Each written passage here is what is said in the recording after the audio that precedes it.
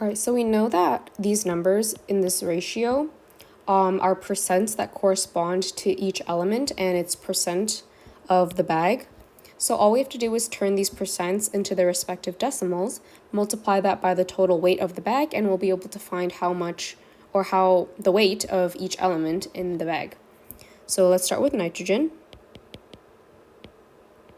which takes up 21%. So we'll multiply 25 kilograms by 0.21, and we'll get 5.25 kilograms of nitrogen. As for phosphorus, takes up 7%, and actually both potassium and phosphorus do, so I'll just do them at the same time.